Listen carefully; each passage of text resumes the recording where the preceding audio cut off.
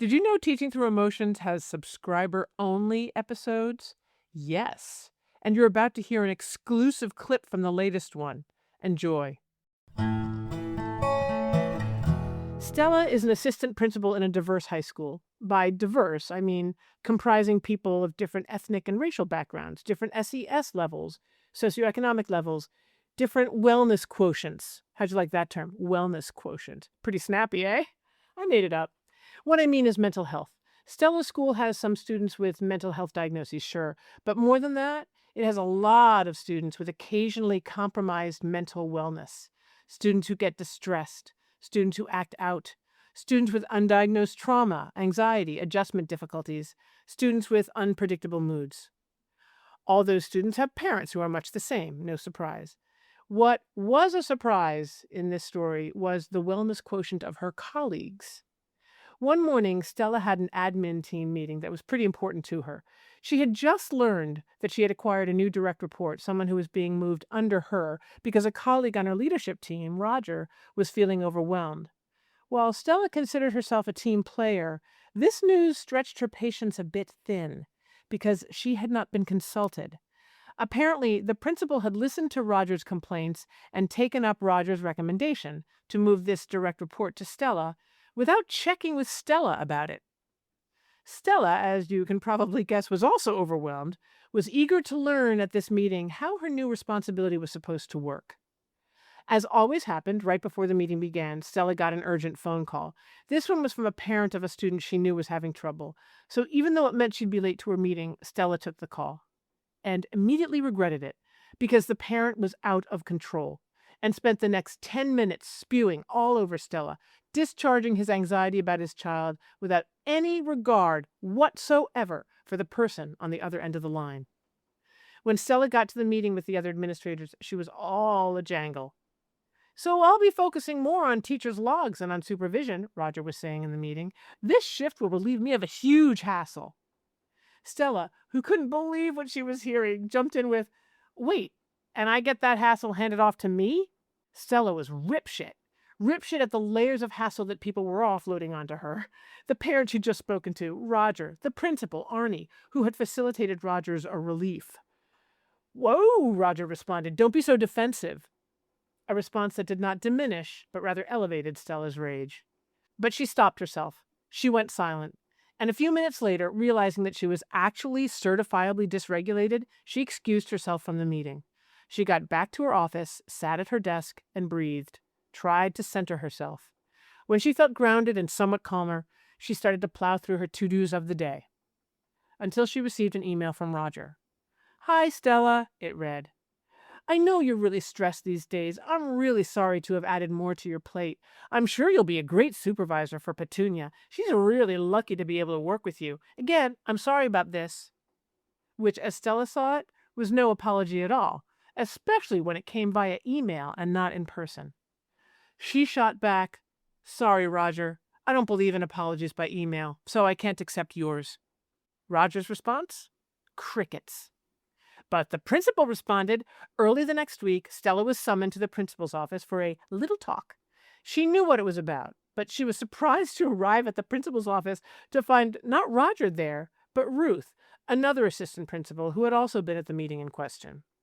Arnie began by going over the events in the meeting, seeking confirmation from Ruth and Stella. And then he said, "I was really struck by your defensiveness too, just as Roger was. It put a chill on the entire meeting." Stella launched into an explanation, sharing the complicated backstory, her surprise at being saddled with a new serious responsibility that she didn't have any more time for than Roger did, and the unnerving phone call from a parent right before joining the admin meeting. "See," Arnie said, "you're being defensive again." Stella sat dumbstruck.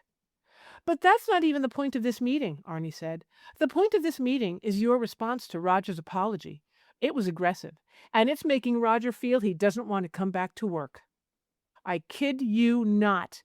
Though the details of this story have been changed to protect the innocent and the guilty, this is what actually happened. So, okay, breathe, Betsy. Okay, then I really get into it and break down this chaotic story, this crazy, maddening story into solutions to help teachers in this type of situation. all packed into 20 minutes for your lunch break, for a little walk around the building. Become a paid subscriber on TTE today and get those types of episodes and more in your inbox. When this started, I confess I did not understand. I guess maybe that's how it all turned out to be. Well, such a mess. If you're new here, welcome. I'm Betsy Burris, a teacher educator and psycho coach. Every week, I podcast or write on Substack about using your emotions to feel better and teach better. Sometimes you'll hear stories of educators as told to me or sent into the Teaching Through Emotions hotline, all of them discussed with me and my co-host, Joe Johnson. And sometimes you'll hear an interview with someone who offers an interesting perspective on teaching and learning. We unpack it all here on the feed and on Substack. I'm so glad you're here. Hello, Jojo. How are you? I am busy and glad to see you. I think more to the point, how are you? The school year has begun. You're in second week of classes. Well, no, we just finished our first week of classes. Wow. Yeah, Tuesday was our first day with students. We've got whole fresh new crop of kids who don't know any of my jokes or any of my tricks, and getting to know them and reestablishing, and a few new wrinkles this year based on what I learned last year. Yeah, it's exciting and it's great and it's new and it's fresh. I actually think the jolt of energy from the new year gets better as you get deeper into the profession. Like, it's more refreshing than usual. I don't know if that's just because I'm old now and my life is screaming past me at this incredible pace. But yeah, it's been a great start to the year. Don't you think it's partly just not feeling tense? Like, I remember when I first started being a therapist, I was so anxious the first year, the first months. And then when I got I can do this with my hands tied behind me. I never get nervous about meeting. And I guess it's, if you're not really nervous about starting school, then there's room for excitement and, self-confidence and self-trust. And it's much easier, much funner. Very true. I think that's very accurate. There's just not that much that can really get my heart rate up out of anxiety anymore, almost no matter what the kids do or what curveball comes. I've seen most of these before. Yeah, right. Today is, new year, new story, though we have already done one episode about the too judgmental teacher. This story is related to that one. She was in this TSG, but this isn't actually really a story. It's more like a phenomenon that I want to talk to you about. There are some interesting ways to think about this particular phenomenon that was described in this TSG, which was over 10 years ago. It was one of the first TSGs I ever ran. And it was a group of, I think, 5 people, all really interesting, kind of intense people who met for 3 weeks because that's all their administration paid for. And aside from that formulation, that kind of success story that we talked about in the last episode, the one about the too judgmental teacher, this group did nothing. They really accomplished nothing except complaining. They did a lot of complaining. Really? Yeah, it was frustrating. In fact, at the end of this 3-week session, here's what I wrote in my notes. The teachers just can't stay focused, but I'm tempted to feel as though I failed because I couldn't bring it together. But I think that's kind of the point. You're failing? You wonder if that's kind of the point? Feeling like I failed the teachers, is that kind of the point? That is a similar phenomenon to the last one that we talked about. That is a similar phenomenon. How do you see it? Well, the teacher that we talked about in the last episode was just wondering in what way she had messed up because, the kids were invading her space and were, stretching boundaries and all that. Okay, so in what way is this my fault? Yeah, And exactly. that doesn't have to be the lens. Exactly. And so it's really interesting. I just want to say one of the great lessons I learned when I was in social work school was to call this kind of thing negative grandiosity. That is, to blame oneself when things go wrong. Like, if I'm grandiose, I believe I can fix everything. I can do it all. Yeah. And that's very common. Right. I think it's probably common among teachers. I certainly have felt it. I have been a very grandiose person in the past. I think I've cured myself of it to a degree. Negative grandiosity, maybe not so much, where I blame myself for things that go wrong, as if really the only person on the planet is me. So if things go Yeah. well, I don't take credit for it, but it's because I worked at it. If things go badly, it's my fault. It's Right. so great you anticipated the phenomenon, because now I'm going to tell you about the cast of characters from this TSG. Mm. And I'm Great. going to give you a purpose for listening, which is good teaching technique, right? Instead of just listing stuff for you, I'm going to tell you what to look for so we can have a conversation about Mm. it. Setting a Okay. purpose for reading or listening. So here's the cast of characters. One woman who was worried she was too judgmental. We know that teacher, Kristen, I think we called her. Okay. Another worried that she was a fixer. A fixer is a subcategory of a grandiose person. Just saying, right? So whatever the problems are out there, the solution they've been waiting for this whole time is me, and I have arrived. Exactly, right? And another way of putting it for those fixers out there, it's not necessarily that arrogant. It's more, I can't stand a void of competence, and so I will fill it. I can't Mm. stand the Ah, possibility yeah. that someone is not competent, or that they're worried, or that they're going to do it badly or not as well as I would do it. Like, those are all versions of the fixer or the savior, as I would call them. So she's one of Yeah. these, I think. Someone who's like, Okay. I abhor a vacuum, and so I fill it with my competence. And Hmm. she's right. She's right to be worried about that, because being a fixer is actually not a good thing to be, especially if you're going to be a teacher. Ooh, there's too many things to fix. There's not enough of you to fix all the things that need fixing. And, if you've got students who are not as competent as you in the subject matter that you're teaching them, which is presumably the case, then they all I would need to hope be so. fixed, right? Yeah, right. So if I'm fixing their lack of knowledge or lack of skill, then I'm going to be doing a lot more for them than I should be, probably. So fixers are tricky categories in teaching. So I think she's right to be worried. But that was her worry. All right, so we have a judgmental teacher and a fixer so far. And then a third woman, she was new to the school, and she was a member of a team, a grade level team that everyone at the school hated. Really problematic team. And she worried that there was something wrong with her, that she liked this team. And so her worry that she brought to the TSG was, I'm afraid there's something wrong with me because I like people that everyone else hates. Interesting. And then there was a fourth member who was a man who was he was psychologically astute. He was definitely following the conversation, psychologically speaking, but would not admit to any flaw or difficulty. He was really basically invulnerable. He would admit that his kids were doing things that he didn't necessarily like, but he wouldn't really own that that was something that he was having difficulty with. So he was kind of an invulnerable guy, but was engaged in talking to others about their problems and was good at it. I can just see him. I have had a number of colleagues like that. I'm trying to decide. I'm toggling among all the faces that I could tack on to this figure because I know them very well. I've known a lot of these. And they're the ones I'm thinking of. Maybe I'm biased because you said it was a guy, but the ones I'm thinking of are guys. Yeah, I think so. You're already anticipating the phenomenon, this sub-phenomenon that we're kind of getting at here. Final member was a man who actually spent all of his time criticizing the system. It was the system. The system was wrong. The system, including parents, including administrators. He was kind of like the student's defender and the system's critic, even though he was in the system. He was a teacher. It was everybody else who was doing the wrong thing. He was raging against the machine. The machine that he was actually a cog in. Again, you'll see there was reason to rage. But I'm just from the get-go, this is how these participants categorize themselves. And I wonder, so what pattern do you see? I'm too judgmental. I need to fix everything. There's something wrong with me. Invulnerable man and rage against the machine. And just to make it easier, I think of the fixer as being, she was worried about being a fixer. So she was acknowledging that she had a flaw, that there was something possibly unbecoming about her. Okay.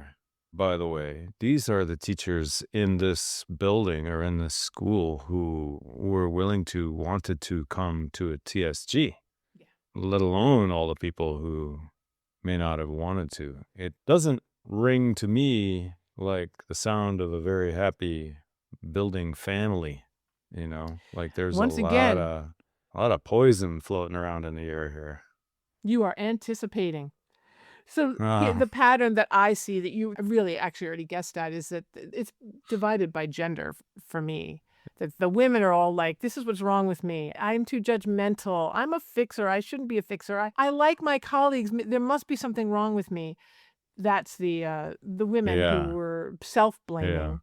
And then the men were more externally oriented. The women were kind of internally like, what's wrong with me? What am I doing wrong? And the men were like, what's being done wrong out there? I can either Right. help you talk about it or I can just complain about it. Very internal versus Mm-hmm. external, very straight ahead gendered division, but made for a honestly non-functioning support group. It was a great group. It was great coffee clutch. These guys were having a Mm. great time bitching about their school, but it wasn't productive. And it's interesting to me to think about what I opened with, that I felt like a failure. You guessed like, well, that sounds typical of at least Kristen, but I think I was Uh, feeling like a failure just like the other women in the group.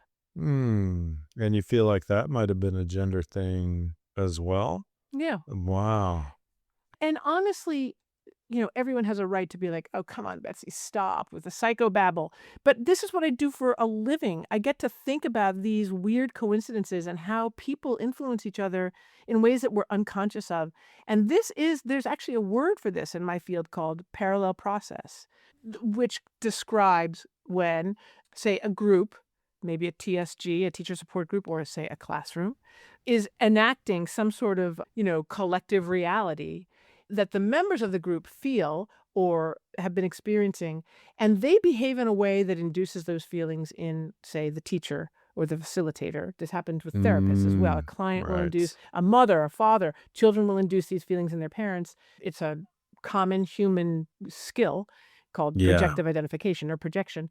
So I'm just wondering if these guys who were, I'll tell you in a minute what they were living through, what their Mm. home life was like, as it were, as the school. I wonder if they were teaching me what it was like to be them as members of this larger collective and what they expected from, say, the leader of a group, which was to fail them. So parallel processes, they were experiencing a certain level of failure in their work lives. They came together with me, who was supposed to be helping them, and they set it up. They behaved in a way, they talked about things in a particular way that made it impossible for me to be successful, for me to help them, because that wasn't the culture they were living in or Yeah. accustomed to, and they were recreating, co-creating that culture with me.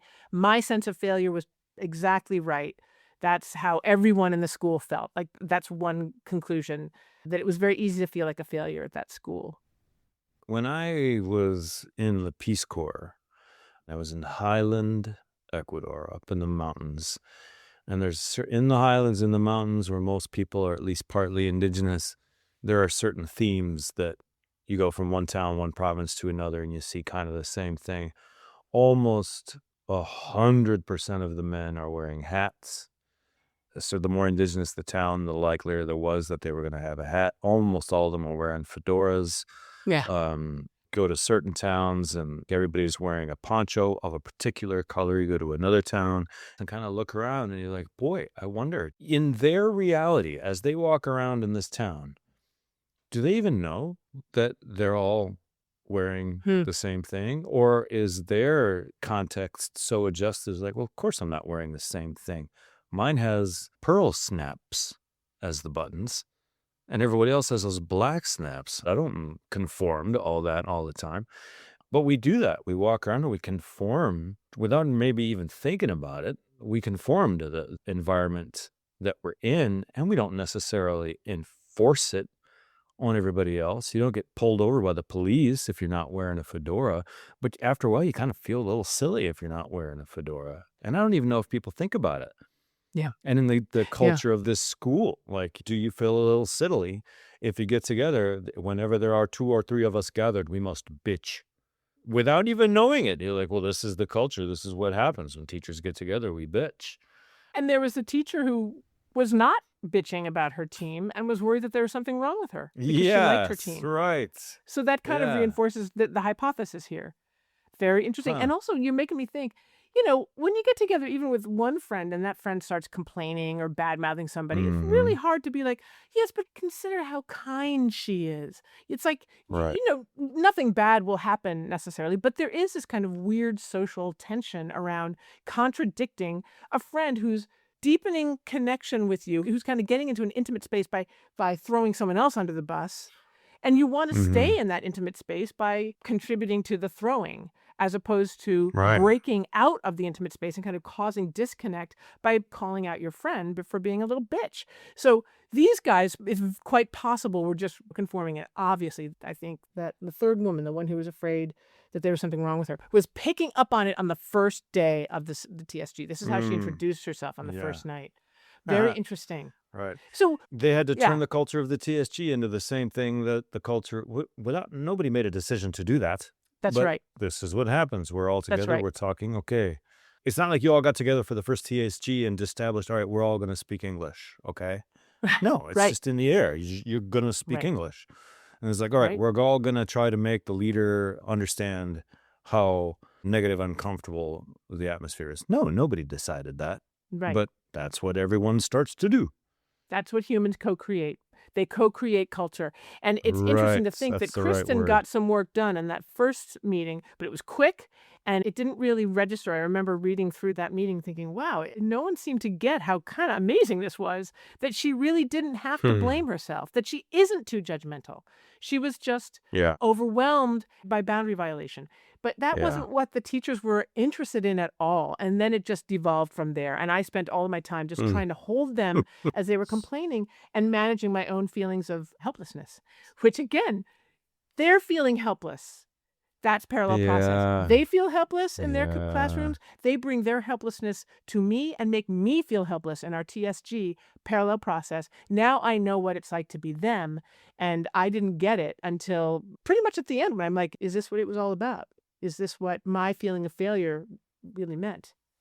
But we didn't have enough time to meet for me to figure that out and work Exactly. on it with them. Which probably not an accident, Tom. Right? You know Right? who else was reinforcing this atmosphere of bitching and there's nothing to be done and we cannot fix it was the administration who said, I'm going to give you Exactly. 3 weeks. That's it. Not Exactly. nearly enough time. Enough time to get a picture of, hey, look at what we have to do with here. Pretty Not bad. enough time to really do anything about it. Very interesting, right? So I think this is a cool phenomenon for teachers to pay attention to because it's happening in their students' homes is what they're going to bring in and co-create and reenact and work with each other to co-create in your classroom. And then you're going to think you know what that is unless you stop and think, wait, what are they teaching me about what it's like to be them? What it's like to be maybe at home, what it's like to be in this group where they're working each other, they're Right. creating a pack, that mentality that is really hard to fight. And what are they teaching me about what they expect me to do as the leader, as the adult in the room? Do they expect me to yell at them? Do they expect me to ignore them? Do they expect me to give up on them? Right? Because the way you're feeling, the way you want to behave towards them is probably what they expect from you, unless you're able to stop yourself and think, wait a minute, let me do something that is going to contradict their expectations. I'm going to give them something they actually need, that they're teaching me they actually need, but their behaviors induce in me the exact opposite response. Do you understand what I mean? Oh, This is yeah, like the completely. behavior versus the emotional bedrock. What they need is something that they're not getting. They want you desperately to figure it out and give it to them. But if we teachers or we teacher support group facilitators don't figure it out, or we don't have enough time to get in there and make a difference, then we are going to just reinforce old bad behaviors and think it's Yes. their fault when it's And actually it a can be. systems issue. Right. Boy, it reminds me of the class group that I had last year. I had 3 sections of the same level. And in 2 of the sections, every day was fun. Every day was a carnival. I didn't have to convince people to participate a little bit. And in the other group, it was just pulling teeth to get them to say anything. I mentioned it to them. I was like, this is the only group where this happens. What is going on here? I got blamey. It was like, well, it's you guys. Okay, well, I'm in the other 2 groups and it works in the other 2 groups as well. But what were they trying to tell me about their expectations for classes and their expectations for teachers? And this is the way Yeah. academics works. Well, what do Yeah, you it's think? interesting. When you think back on it, what are some hypotheses? What do you suppose they might have been telling you? Well, and to throw in one more perspective on it, we have a program now where we travel to Argentina and we have a partner school in Argentina. It's an optional trip, but a lot of people like to do it. We spend a week and we're going to live with host families and we go through their classes with them in their school. And in last April, they came here 36 of their kids came to our school and went through our school day. And these kids from Argentina, it's a very small school. It's a private school. It's a school where you've been there since you were sometimes in kindergarten. Same school, tiny little place. Everybody knows each other super well. And there are cultural differences too. But they would get to the end of a school day and they would just be like, there's almost no interaction between teachers and students. Like the students just kind of sit and listen and the teacher just talks. And these Argentine kids were not used to that at all. And they weren't used to what? Interacting? No, they weren't used to not interacting. So in the States, it was more lecture. Yes. They were not expected to be participants in many of the classes that they were in. And it was weird to them. In my class, I do expect them to be participants. I expect them to be paying attention. I do not let kids get away with zoning out. We're not doing that. And I think in a lot of classes, that is what they do. And that is what they're allowed to do. Maybe they were like, no, this is how classes are. We sit here and absorb or not whatever it is that you're doing. And we're not expected to react, and we're not going to react to whatever's happening. Maybe they were kind of enforcing what they're used to in classes on me. It was also the largest of the 3 sections that I had. Interesting. So my influence over the culture of the room was the smallest in that one.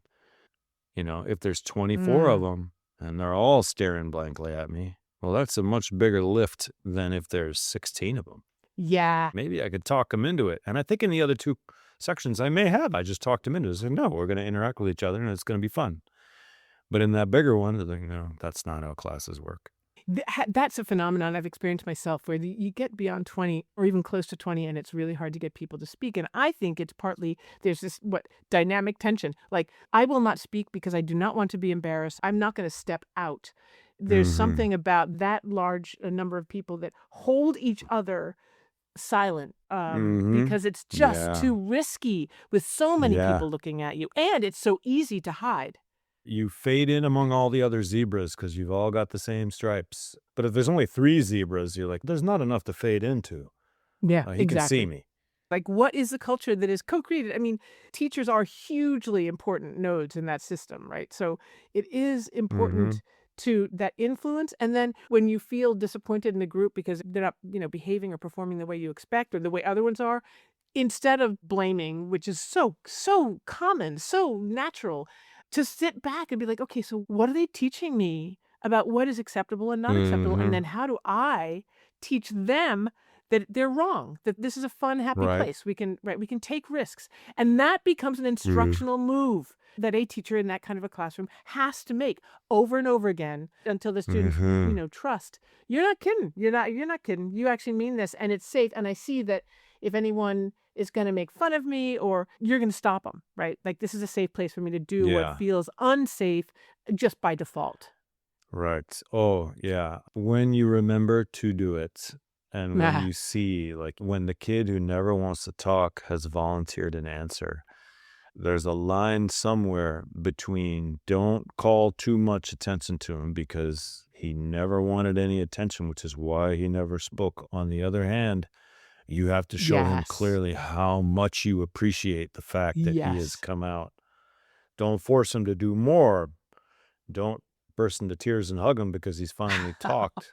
But on the other hand, like, a lot of eye contact, a lot of nodding, a lot of like, yes, exactly.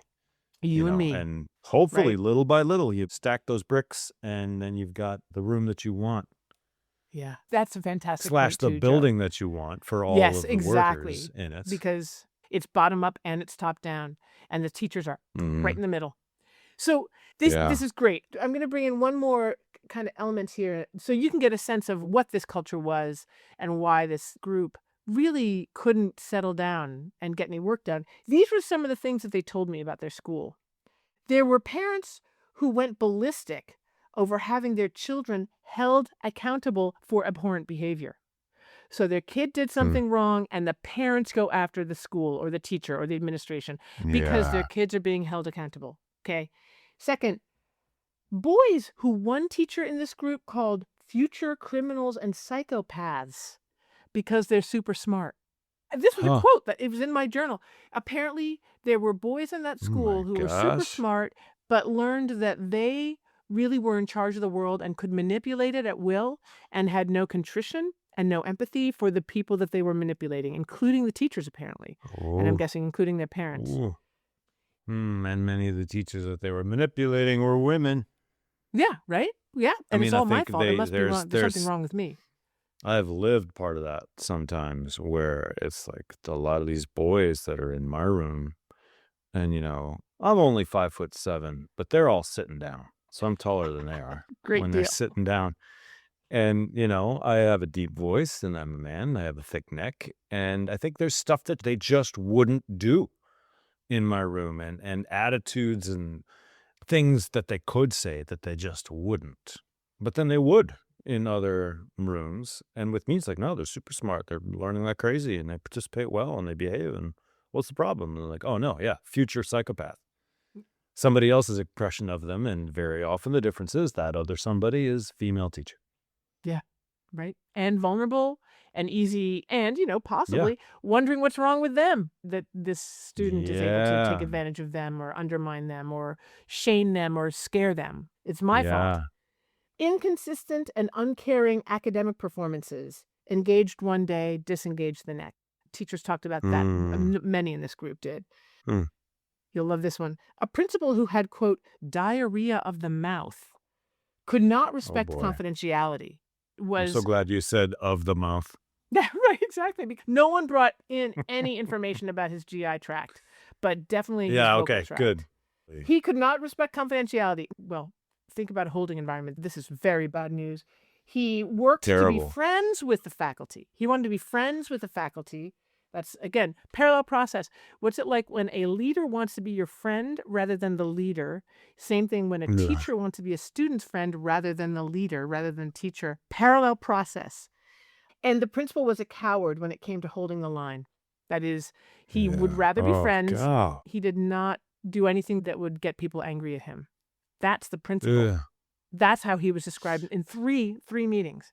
And now picture a grade level team that everyone's afraid of and a principal that is afraid of everyone. What was going on in that school? And if you've got even just a few teachers who are acting badly, who are acting out, and there's no one in the school to stop them and correct them so that everyone else could feel safe and all of the other teachers could feel safe, you can imagine that the Yeah. students, parallel process works upward. Like there's the down influence of the terrible administration and the bottom up influence of the kids who were taking full advantage of not being held adequately by adults who were afraid. That's what Yeah. these guys were bringing to the support group and what I was listening to and feeling like a failure at helping them manage. I remember clearly in one of the TSGs that I was in with you, a very stark lesson, which was that children, people, we talk about a holding environment, and the classroom is a holding environment where you are. Holding implies both, I think. You are being protected and you're being restricted. You don't get to / you don't have to make all the decisions and make all the calls. That's me. I do that. I'm in charge of that. So you don't have to. But on the other hand, also, you don't get to. It's comforting for a kid. And if that's not happening for the teachers from the principal side, then as we talked about before, they reproduce that same culture in their classroom. So, the ones who don't want to be restricted or restrained or held, they're going to drift toward the back and they're, I have anointed them future psychopaths and I'll try to teach everybody else. Right. Yep. Just a poisonous. And it wasn't just the school. It was the parents as well, as you were alluding to. You try to control my kid and I'm going to come in and make your life hell. I'll bite your head off. And no one has the teacher's back because the administration is going to do whatever they can to appease. So this is the problem. This was the problem that they were talking about. And Yeah. I have to say, this was over 10 years ago that these issues were being described. And I have encountered many schools where this kind of chaos is happening. This was pre-COVID, before the world changed, before everything changed, and before teaching Right. changed. Now we're talking Yeah. about, with great concern, about what I call student mental unwellness. I don't know if it's mental illness. I'm not sure it's diagnosable, but mental unwellness. Teacher unwellness. Mm. And this was happening way back then. It is happening, as far as I know, in plenty of schools now. Like chaos reigns. The kids are Yeah. bringing their confusion and distrust of adults into the classroom. The administration is letting go of their responsibilities to try to create a healthy holding environment. They're letting parents run roughshod school committee meetings, for example, book banning, for example. And the teachers are what I call the middle class. They're squeezed between the upper classes and the lower classes. The administration and the students and the Right. parents, they have to appease everyone and no one has their back. And that's happening a lot right now. And so I just want to say to anyone who's listening, if this is happening to you, we'd love to hear about it. We might not be able to do any good, like I wasn't able to do in this TSG, but maybe we can talk a little bit about parallel process. And I want to say, Joe, I want to end with the question of what could be done, but I just want to throw out, if you want to leave a message for us and let us know what it's like to be you in your school, 413-239-4158. Call, leave a message. We can play your recording and talk about it online. We would love to hear from you. Totally. So here's a question. What can a teacher do? What can a group of teachers do? What can a teacher support group do when they're living in this kind of what I would call chaos, this kind of chaotic environment? It's a chaotic holding environment, a holding environment that isn't working at all. There are no limits. There are no boundaries that are respected. Yeah. People are jumping into each other's gardens and messing around, and teachers are feeling either they have two options. They blame themselves or they blame others, and there is no sense that anything can be done because it's so bad out there. Oh, man. That is a tough one. What can you do? I mean, the thing that makes me feel the best is to just say, look, I control what I can control. And I have the ability to make things within what I can control different and make them as I want them if I have the belief in my ability to do so. It sounds like people just get beaten down in an Yeah. environment like that. And that's the air that we breathe. The classroom is a place where blah, blah, blah, and I work there. Well, the classroom is yours, and you can make that classroom as you want it. Remember that, to keep that perspective that you can create that culture. It requires you to be able to step outside. How are you putting it the other day? To like step outside of your own emotions. Detach. Thank you. Remain detached. Detachment and the ability to, all right, let's examine as cold-bloodedly as we can after the fact, what were my emotions that I brought into that state, that situation that happened? What were their emotions that they brought into there? What were they trying to get me to feel? What experiences for them resulted in this? Okay, now that I know that, I can adjust my own tactics. I can address it, which people don't even ever want to do. They don't want to address things in the class, but no, do address them. And if you don't address them perfectly the first time around, well, that was a practice round. You'll be better at it next time. But if you never do it, you'll never get good at it. You know, to have the self-possession enough to say, look, we can interact with each other as human beings. That doesn't mean that I have to lose my position of authority in the classroom. And it doesn't mean that we have to enter into a relationship that's anything other than what it is. These aren't my nephews. These are my students. This is a growth environment that you have to foster. Yeah. So yeah, hopefully, I mean, I would just love to picture a world in which somebody fixes their own little ship and the person in the ship next door learns how from them, and similarly, they help each other fix their little ship, and before you know it, the whole fleet is in a better state. Ripple effect. Yeah, exactly. Ripple broadly or laterally and up and down. I totally agree with you. Do what you can do, and that means do your good work in your classroom. And that means be the kind of teacher that your students need. And that means know how to read what they're teaching you about what they need.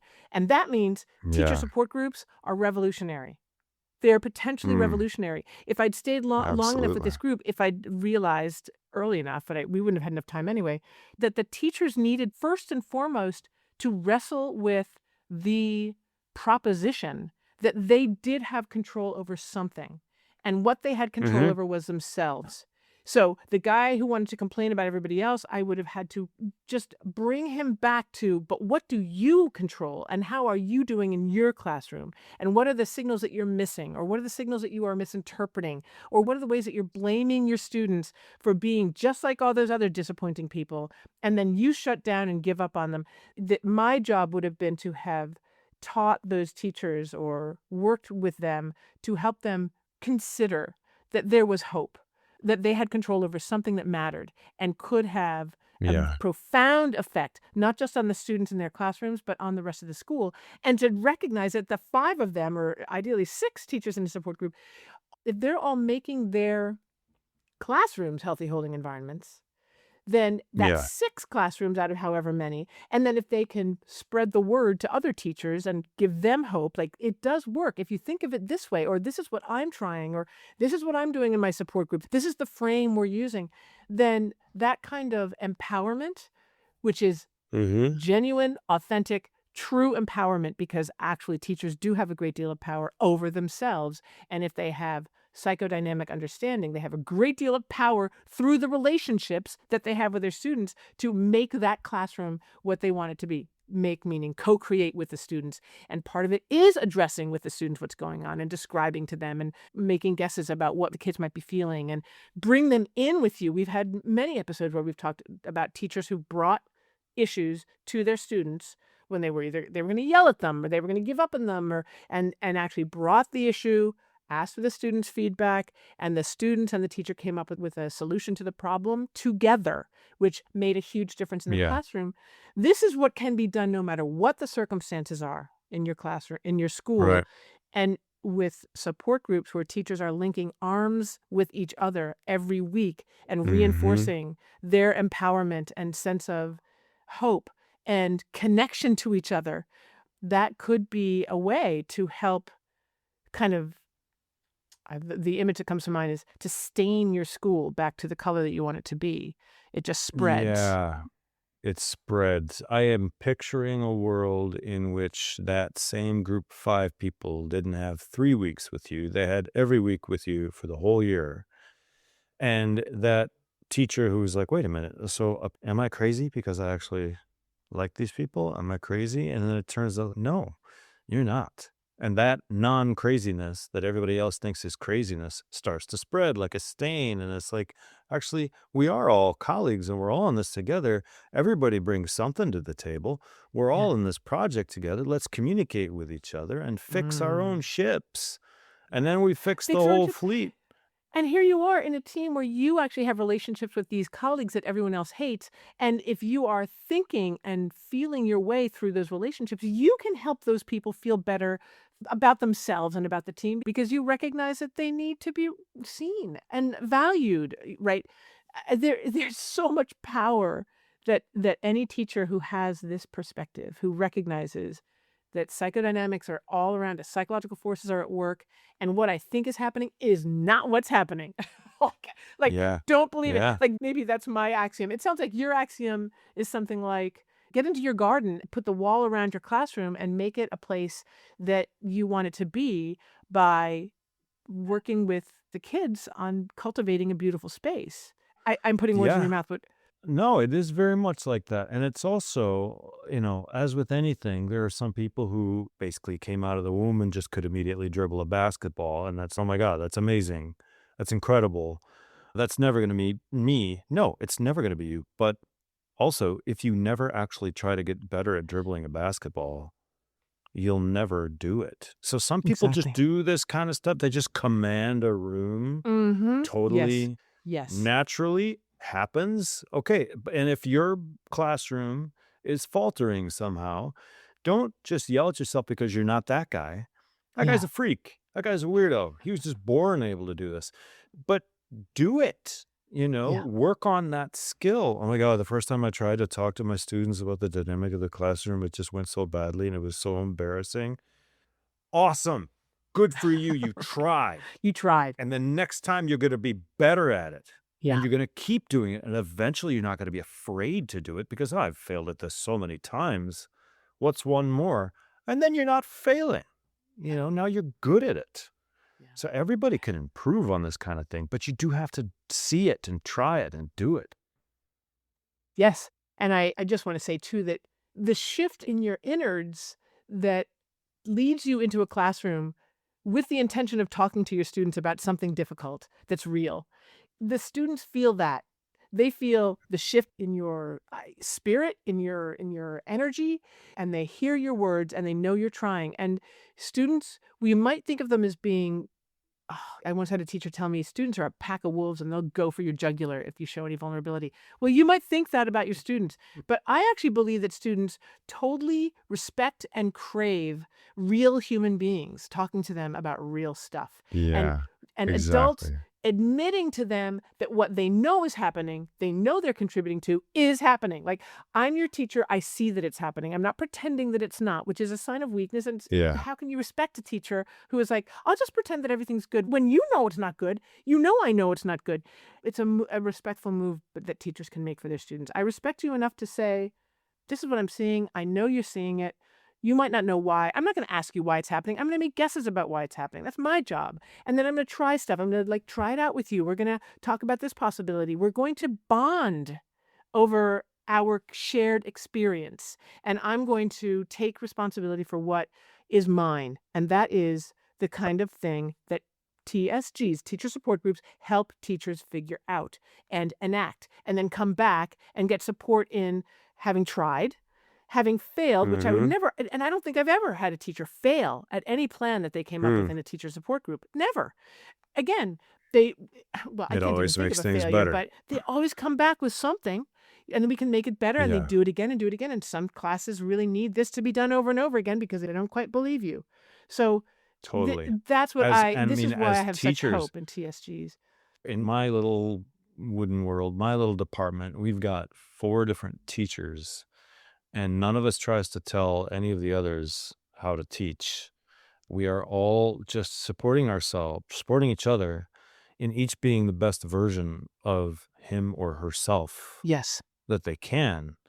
And believing like, look, if you try to be somebody else, you can only ever be a pale imitation of that somebody else. But if you Right. work on being the best version of yourself, then you can just blossom. But you Yes. can't do it if you're faking it. Don't fake it. Don't walk in there and be like, well, I'm a frightened person pretending to be an unfrightened person. No, be Right. a frightened person who's trying to do better, Right. who's doing the And brave get thing. It's support. like, yeah, This this is the makes me thing. nervous, but I'm going to try. And get support. If you are a frightened teacher, get support because you're not going to necessarily Yeah. pull that off yourself. You need people around you bolstering Mm-hmm. you. You need to know that you are not alone. You need to know that other teachers feel this way. You need to share strategies, but you need to know you're loved, you're seen, you're A-okay, you're normal, and there are things you can do. You have power, and we can reframe your fear and turn it into something concrete and forgivable and actionable. You can take action. I cannot say enough how if you are a teacher who feels handicapped and is like, I'm just going to pull myself up by my bootstraps, damn it, I'm going to go in tomorrow and I'm not going to be afraid. Just contact me. Please contact me. We'll get you some support because why should you do that alone? Oh, I was just going to say, if you're out there feeling like, oh, nobody in my department believes in this stuff and my administration is completely unsupportive, we're not. Yeah. Reach out. The world Reach is out. very interconnected now, and there's people outside of your building who are very eager to help you navigate the same stuff that we are all navigating all the time. 413-239-4158. Say So, it Joe, again for the people in the back. 413-239-4158. Give us a call, leave us a message, get it out, scour it out. If you run out of time, I think it ends after 1 minute or 3 minutes, I can't remember. Call again and just continue. We want to hear it, and whatever help we can offer. We have ways of thinking about this stuff, you guys. We can help you think differently about what you think you know, because you might be wrong. And it's miraculous when you realize, oh my God, I was wrong about that. And this is what it is, and that's correct. And now I can try something and it works. Give us a try. Take a risk. So did we do axioms, Joe? Did you want to put your axiom into your words? Let's see, how could I reduce it? Let's see, I would say Focus on what you can control and realize that you don't have to control it all alone. Get help when you need it. Just want to say, the only thing you can control is yourself. You cannot control your students. Exactly. But you can set up conditions under which students can fall in with you because it's worth their while. That is, you can set up your classroom, you can set up your assignments, but do not believe that you can control more than you can, because that's going to lead you down, whatever. Is it the primrose path? It's going to lead you down a bad path. Yeah. Yeah. Garden Great axiom, path, Joe. yeah. My axiom is about parallel process, and it's really, look for it. You can learn a lot from your own discomfort and frustration. It can tell you a lot about your students' frustrations, and anybody out there who would like to be a TSG facilitator, or whoever is a TSG facilitator, or is ever a leader in a group, say the leader of your grade level team or the leader of a committee, pay attention to what's happening inside you, because it might be what's going on inside your team members, and that can help you understand them better. Parallel process. Instead of being frustrated at them, you can wonder what can be different based on what you think might be true for them that they themselves might not even know. They might not even be conscious of. It's a little complicated, but it's a great concept. Well, Absolutely. Joe, now that we've wallowed in a miserable school situation, I hope, 10 years down the line, later, that it's much, much better. But I know there are lots of schools that are not better. Let us, take a deep breath and feel hope and goodness, and reassure our listeners, please, there are other stories, not just terrible stories like this, but other stories. And this should be hopeful. I hope you feel hopeful. Please, review the podcast. Just find the review button and give us a good or a bad review. Be honest. Let us know what you like and don't like, because it makes it easier for other people to find us. And the more teachers who listen to this podcast, it's a weird podcast. We talk about stuff I don't think anyone else talks about, but it's worth it. And I hope you share it with the teachers you know. Give them a gift first at the beginning of the school year. This could make a difference for them. I thank you all for listening. And Joe, I thank you once again for being such a wonderful friend and co-host. And teacher. You're the best, Bets. I love doing this. Let's do it again soon. Do it again soon. Bye. TTE is a Podvision production, created and hosted by me, Betsy Burris, and co-hosted by Joe Johnson. Production and audience development support from Julian Androkaya and Andrea Koskai. Crucial editing by Brad Wells. And the music, which makes me smile and dance every time I hear it, by Tom Burris of Jabbering Trout. Thanks one and all. If you like this episode, text it to a friend. And if you haven't already, sign up for my Substack, where you can become a paid subscriber and get all kinds of goodies, including exclusive podcast episodes that will change your life. That's teachingthroughemotions.com. Thank you for listening. It's all true, it's all verified.